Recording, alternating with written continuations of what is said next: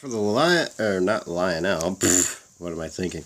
Now for the Marx 1666. So, this is now the second 1666 I have in my collection. The first one I had actually got turned into the model that I currently use for Gordon. But essentially, it's the exact same setup, same motor as the 666, its sister engine, and, well, yeah, all that. Now, I'll just say this. The 1666 has far more detail than the original 666 engine ever did. Albeit one thing I kind of miss from the 666 that isn't on the 1666 is, well, the way the smoke box is. They don't have the, I'm trying to think of what it's called, but the exposed superheater for the water. They don't have that on this engine like they do on the 666. Not to mention, I mean, yes, I do appreciate all the detail and such, but it just seems tacky on a plastic shell. But that's just my opinion. But anyway, this one does actually have a working light. And the tender is not its original tender. This came from a thing of parts my friend Sam sent me and all that. So, yeah, this was a Western and Atlanta Railroad tender, but I've painted over where it said Western Atlanta. The only thing that would ever indicate that it was part of that was this tail lamp, which says, if I can get it to focus on there, it says 1897, if it would just focus. Hang on. Yeah, that's probably about as good as I'm going to get with this, but yeah. So it says 1897 on it. There you go. You can see it now. The tender light doesn't work. The tender pickups were ripped out of this thing when I got it, so I basically completely got everything out of it. It's just an empty tender, but I left the weights in it because that gives it some nice heft to it for the engine.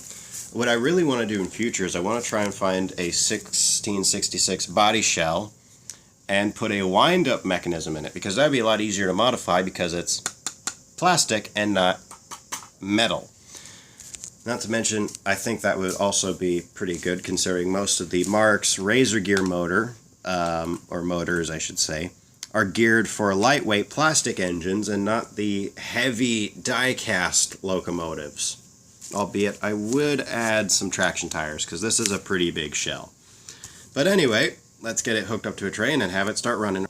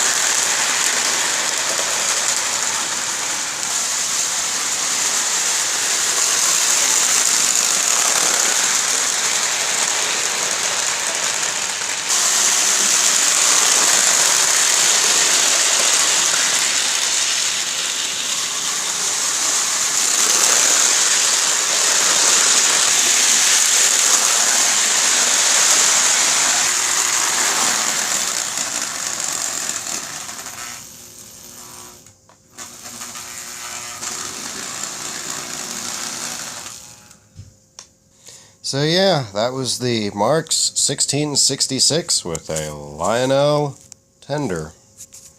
So yeah, hope you guys enjoyed the video and stay tuned for the next engine. See you guys later. Goodbye.